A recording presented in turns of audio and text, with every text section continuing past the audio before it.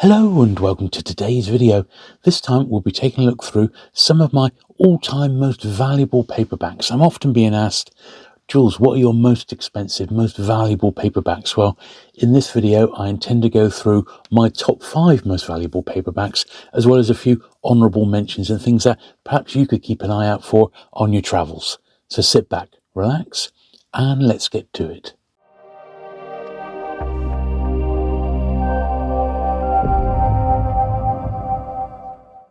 Okay, so we'll start off with one of the most collectible authors out there these days, and that's Agatha Christie.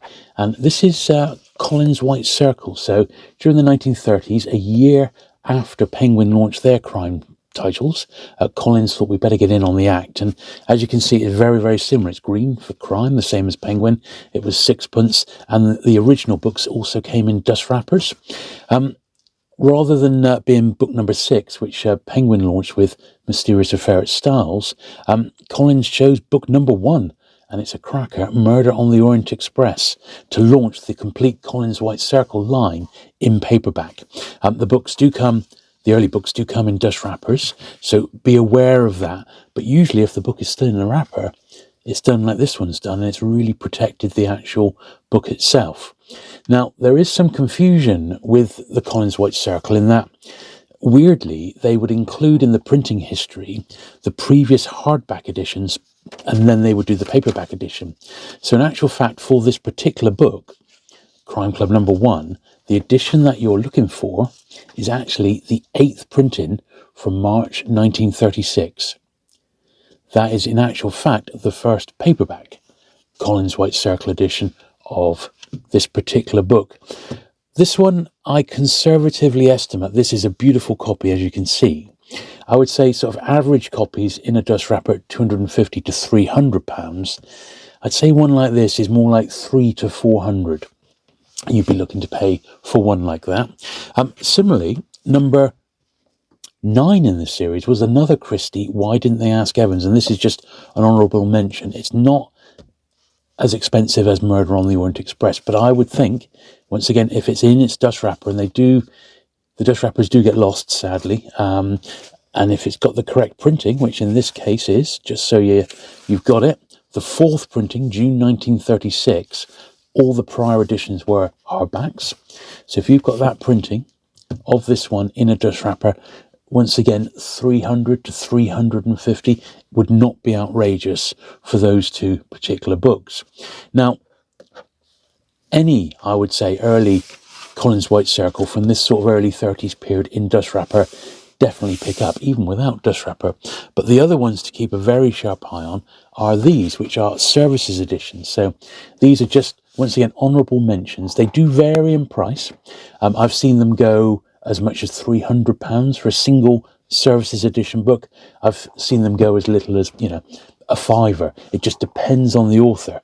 So Agatha Christie, and this is her pseudonym Mary Westmacott, she had 8 Collins services editions, and all of them are scarce. Value of them about £150 each. Here's just some other ones that I brought down to show you. The crime one there, that's a Western. Now the Western services editions are incredibly rare, but they don't really command mega money because the authors in them aren't that sort of collectible. But any of the crime ones are certainly worth it, and often they've got stamps on and things like that, which I absolutely love. And at some of these later ones, you'll notice like this one here, this one's got this label across which says the surplus stock of this edition has been purchased by W.H. Smith. So that's quite common with these later ones. So it wasn't issued to the services, which is what it should have been done.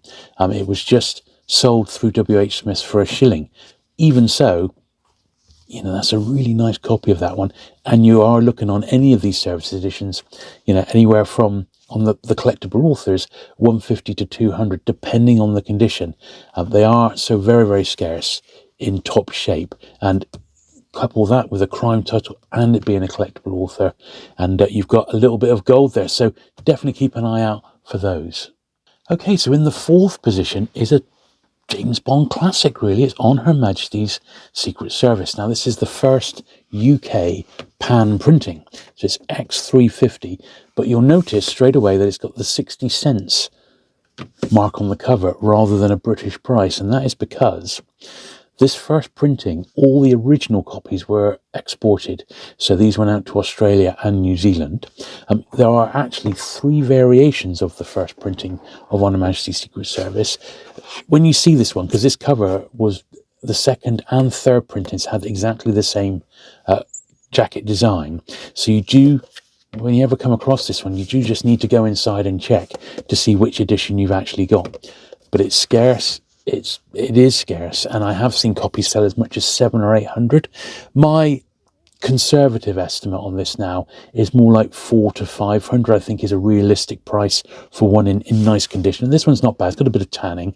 I remember I picked it up many years ago for 50p at a Penguin show in London. So there you go. Just the sort of thing you would find at a Penguin show, isn't it? A rare pan paperback, but it was just one I didn't have at the time. It became a collectible later on when people realised that the copies had all been exported, very similar to the pan firsts of Octopussy and the Living Daylights and The Man with the Golden Gun, which I think are underrated, and those could be 50, 60 pound books. The other really nice British pans to look out for, of course, Casino Royale in first printing. This one had a second printing as well with the same jacket. The first printing we think is about 50,000 and the second printing 25,000. So this one once again exists in a priced and unpriced state. And one which tends to go a little bit more than Casino Royale is Moonraker, with an absolutely beautiful, beautiful cover on that one. Tough to find with a nice spine. But there's a couple of other early pan books to look out for. This one generally, if it's nice condition like that, about 150. This one, I've seen it as much as 250. One in this sort of condition, I would expect to get about 200 for. But you know, just keep your eyes peeled for those. But this is the one, On Her Majesty's Secret Service, in the British first printing, but often, as I said, with an export price on it. But it's still the first pan edition. That's the one to go for. And I estimate 400 to 500, although I've seen them sell for even a little bit more than that. And that does lead us very nicely on to number 3, which is the American printing of Casino Royale, which was published by Popular Library in the 1950s, and it was retitled, so they released it as You Asked For It. And it's a very thin little paperback, as you can see. You asked for it. She played a man's game with a woman's weapons. They don't even mention Ian Fleming on the spine, if you can believe it. So I guess this was often overlooked. On the back, even that's quite hilarious. It says, Wild Weekend. If he hadn't been a tough operator, Jimmy Bond would never have risked a weekend with a woman who used her magnificent body as a weapon to destroy him. There we are. Obviously, this was before Bond was a phenomenon. It is a highly, highly collectible paperback, by far the most collectible American edition. And this comes in as my fourth, tied really with that one. I would say that, you know, they're sort of a tie, these two. And, 400 to 500, 400 to 500, a really pristine one you can maybe get £600 for. But I sort of have these two as a bit of a tie, so I'm cheating a little bit. But, you know, I'm allowed. It's my video. So I'm going to say they're a tie. But yeah, a couple of very scarce James Bond books to look for. So this next book I would also put in the same bracket as On Her Majesty's Secret Service, and You Asked For It, the £400 to £500 mark. I've had a quick look on ABE Books, and I've seen copies of this one as much as $850. There's none for sale in the UK at the moment. So this is a nightstand book. It's a 50s sleaze title, Sex Gang by Paul Merchant. Now, Paul Merchant was actually Harlan Ellison, a young Harlan Ellison, and this is one of his sort of juvenile crime stroke sleaze titles. This one had 3 printings, all with the same jacket, and this is the second one, the second printing. You can sort of tell because it's MB, which stands for Nightstand Books, 1503, and then the letter R next to it, and the R denotes the second of the 3 printings. All of them are equal sort of value, and as you can imagine, extremely rare in the UK, but generally rare, worldwide. I mean, it's not a book that turns up very often. 1959. Apparently Ellison sort of embraced this, and some of his sort of really early 50s stuff did get reprinted, and he would actually sign copies. So there are copies of this around which he did sign. It wasn't one of the titles that he ripped up. So once again, cheating a little bit, but this is sort of in that fourth position, sort of a £400 to £500 book.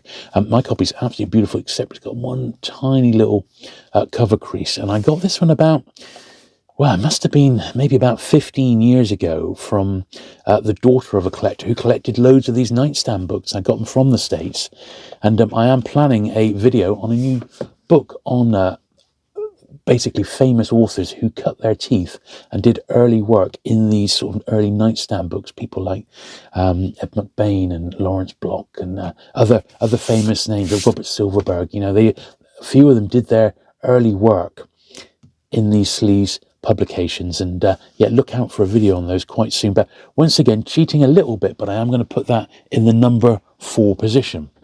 Right, so number 3 is the first of, probably my most expensive books, and these are Penguin titles, and this is Penguin main series number 348, Biggles Flies Again. Now, this is, as you can see, it's a super thin little volume. There's not a lot to it.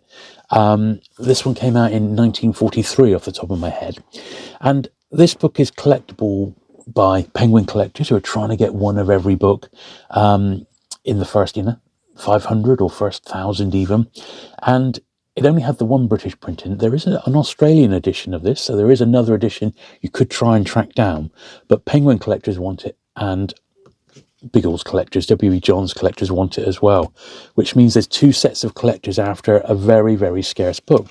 Now, the last copy, I reckon one turns up on eBay about once every 2 years, and I always I've got a saved search for it. In fact, this is where mine came from eBay, but probably about 20 years ago. And I paid just over 100 for it back then, or rather, my wife did. She bought it for me as a present, which is one of the best investments we've made. So I paid about 110 for mine, but that, as I said, it was 15 to 20 years ago now. One went last year for £600, all best offer on eBay. And conservatively, I think this is a £500 book. I mean, it really, really is. It's very, very scarce. As you can see, there's nothing to it. Printed at the height of the Blitz. It's just supremely scarce. I would also rank this one, maybe not quite in the same region, the 500 to 600, but very, very close to it, which would be this one here, Full House, which is on many, many collectors' wants lists, and it's the other very scarce fiction paperback, and I don't really know why. But here we are. I've had 2 copies through my hands. It's just exceptionally rare. It really, really is, Full House. And once again, for a really top-shape copy, you can see mine's got some tape removal marks and stuff. I reckon a top-shape copy would be, once again, about £500 to £600. But I'd say Biggles just pips it at 600 for a really, really nice copy. And that would be like the 3rd place book in my countdown. Now, before we move on to the number 2 slot, I wanted to give these other Penguin books an honourable mention. So, wartime crime in Penguin is generally very, very collectible. And these are examples of some wartime crime books that I've got in my collection.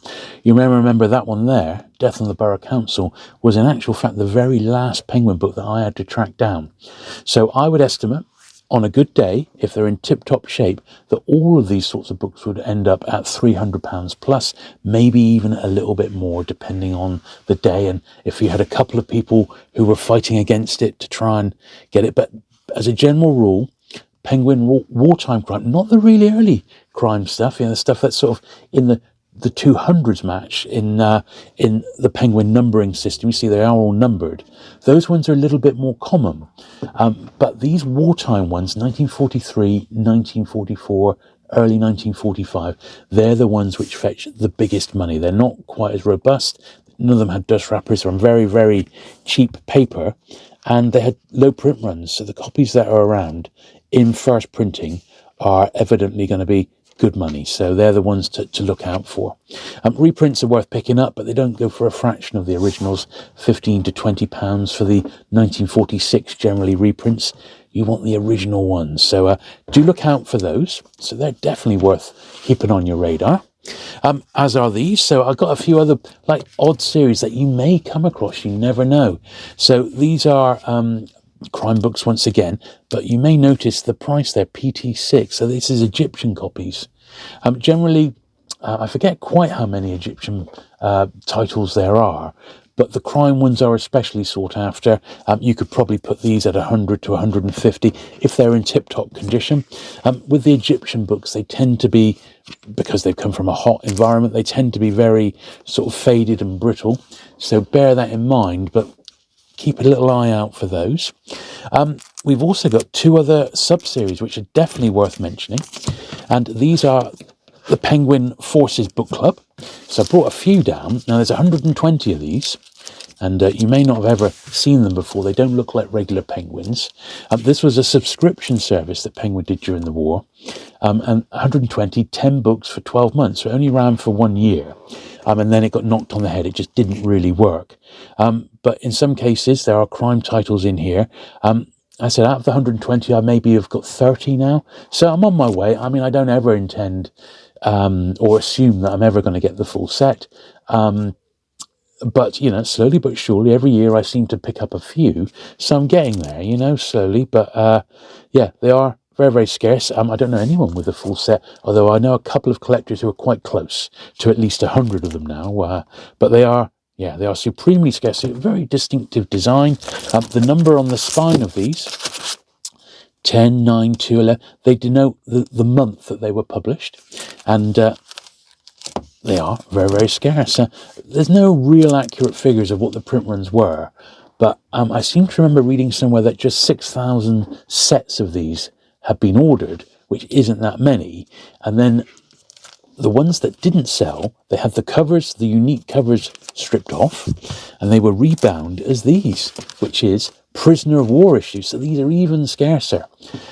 So these are rebound Forces Book Club titles that were issued as the Prisoner of War. Now, the only way you can tell, inside the front cover, they do say Prisoner of War Book Club, but they've all got the same back cover. That is the easy way to tell. So if you memorise this back cover, you'll be able to pull a book out. And if it looks like it's an early sort of wartime book, you'll know if it's a Prisoner of War issue or not. Now, with regards to these, the Prisoner of War and the Forces Book Club, it very much depends on the title to what it goes for. I've seen common titles go for about £40. I've seen Prisoner of War titles go for £25 or less, but I've also seen them go in the hundreds. Brighton Rock Forces Book Club went for over 600. It's one I haven't got. And I've seen crime titles go for a few hundred a pop. Same goes for the Prisoner of War issues, which, you know, seem common. There seems to be plenty of them around, certain titles especially, like I, Claudius, for example, 1 and 2, but the crime titles, and just if it's a scarce one that someone's after, can easily fetch in the hundreds of pounds. So just keep your eyes peeled for these two particular brands of rare wartime Penguin issue, because it's not something you see every day, but they are out there. Okay, so in the number 2 position, it's that favourite author again, Agatha Christie, and this book was published as Penguin Book number 6. Originally it came with a dust wrapper. I do have a dust wrapper, which is very, very tatty, so I keep the book without it, because my dust wrapper is basically in about 3 pieces. So this is the original first printing of this one. It had 2 subsequent reprints, and then it was withdrawn, and it didn't come back into the Penguin list until Penguin number 61. So the edition you're looking for is numbered number 6 on the spine, and of course a first printing there, July 1935, along with the other 9 books in Penguin's first 10, and they're all numbered on the back. Now, this particular book, I've followed it online, and you do see copies turn up, either this first print, the second print, or even the third print. They do turn up, and all 3 editions are sought after. I had a beautiful copy of the third print, which I let go about 10 years ago because it was just a reprint, and even back then it went for £45. The last copy to surface on eBay went for just under £700, and that was for the second print, admittedly in a nice dust wrapper. This first print in here, I think, well, it's hard, but I would say 700 to 750, tip-top shape in a really, really nice dust wrapper. I think 750 would not be unreasonable, and I think people would pay that. Yeah, so just bear that in mind. But any of the 3 printings, with this book as number 6, not number 61, which it got reissued at. So that original printing before it was withdrawn. Yeah, you've got a little bit of gold there. And I would say that that is my second most valuable single paperback in my collection. So the final book, and the book that I think is perhaps the most valuable book in my own personal collection, is this one. So it's Ariel. It's Penguin book number 1. And this is the advanced proof copy, which came out about 2 months before the regular Penguin editions in sort of May or early June 1935. And you can see it's in the green crime colours, when Ariel was in fact a biography, so it came out with navy blue when they were eventually printed. Now, up until recently, I knew of just 3 copies of this one in existence in private collectors' hands. I now know of 7 copies. So there's actually 7 copies. I do not know if it ever got released with a dust jacket. As far as I know, it did not. I've never seen one, but you know, who's to tell? There may be one in a jacket out there. But I now know that there are 7 copies. They're all in the hands of collectors. One's in the hand of a book dealer. So you may have seen on the channel the recent Eric Gadd collection. There was a copy of Green Ariel in there. It's the Green Ariel. And there will be one potentially coming to market this year. Now, I think it's the absolute jewel in the crown of any sort of vintage Penguin collection. As I said, because there's so few. 6 are in private collectors' hands. There's one in the Oxford Brookes Museum, University Library, and that was the one copy owned by Steve Hare. So there was one there. There was one in that recent Eric Gadd collection, and that particular dealer, maybe he will offer it for sale this year, so that's one to look out for. It'll have to be offers, but I personally think, because there's many Penguin collectors in the world, but only 7 known copies of this book. Penguin themselves don't have a copy. There isn't a copy in the British Library. It's extremely scarce. You could say ultra rare. I would say conservatively £2,000 to £2,500 for this particular Penguin. And I do believe that someone would pay that, definitely, to have this very rare Penguin. So there you go. I hope you enjoyed looking through all those books, and it's maybe given you a few books to put on your radar. These are just the ones that I personally own. I've got books which are signed. I've got books which have massive value to me, which have just got sort of for sentimental reasons more than anything else. But these are the ones that I feel are perhaps, you know, these are the ones which, if I was ever short of a few pounds, these are the ones I'd be sticking up online to try and raise a bit of money. Not that I'm looking to sell any of these, but believe me, I'm not. They're all part of my collection.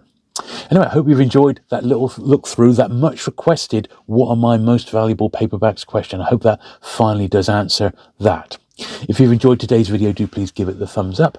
Do please hit the subscribe button if you're not already for regular vintage paperback content, and I will look forward to seeing you again very soon. Bye.